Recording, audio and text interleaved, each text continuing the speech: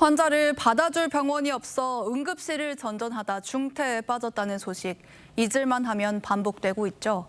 전공의들이 병원으로 돌아오며 당국이 의료대란 종식을 선언한 지도 2달이 넘었는데 왜 이런 응급실 뺑뺑이가 사라지지 않는 건지, 대책은 없을지 사회정책부 임서인 기자와 따져보겠습니다.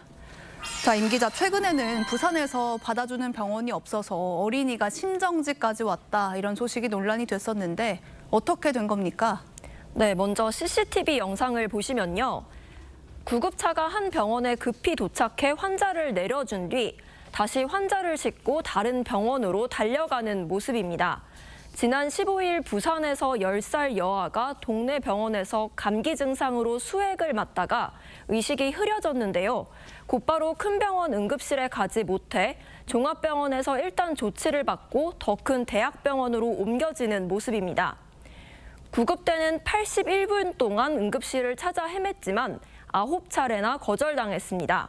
그 사이 이 어린이는 중태에 빠졌는데요.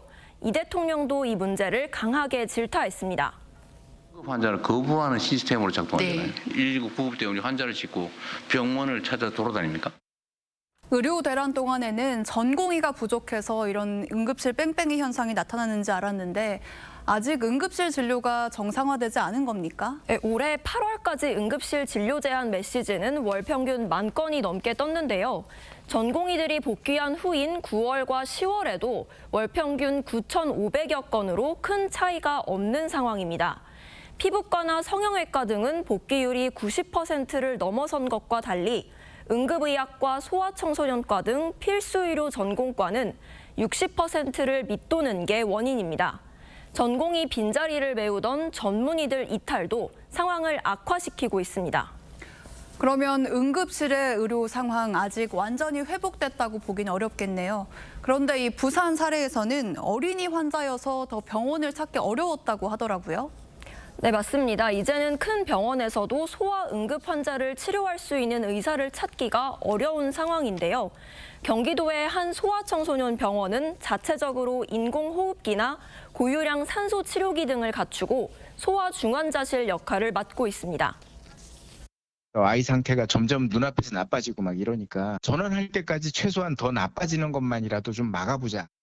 환자를 받을 수 있는 응급실이 어디인지 빨리 파악하는 게 중요할 것 같은데 앞으로 정부는 어떻게 한다고 합니까? 구급대원과 응급실 사이 한 라인을 개설하는 법 개정안을 마련했습니다. 환자 수용 여부를 알아보느라 낭비하는 시간을 좀 더 줄여보자는 취지인데요. 광역상황실 인력을 늘리고 현재 8대인 닥터 헬기를 12대까지 더 늘리겠다는 대책도 있습니다. 하지만 핵심인 의사 인력 부족은 뾰족한 수가 없는 상황입니다. 필수 의료 전공과의 의료진들이 복귀 걸림돌로 삼는 문제가 뭔지 먼저 파악하는 것도 중요할 것 같은데요. 네, 의사들은 사법 리스크를 줄여달라고 요구하고 있는데요. 응급치료를 해도 최종 치료가 안 돼 환자 상태가 나빠지면 그 책임을 응급의료 의료진에 묻는 관행이 있다는 겁니다. 응급처치 충분히 해줄 테니 데려와라. 대신에 다 봐줄 테니 법적으로 안전망을 제공을 해달라. 결국 이거거든요. 응급전담병원도 대안으로 거론됩니다. 부천 세종병원은 국내에서 유일한 심장 전문 병원인데요.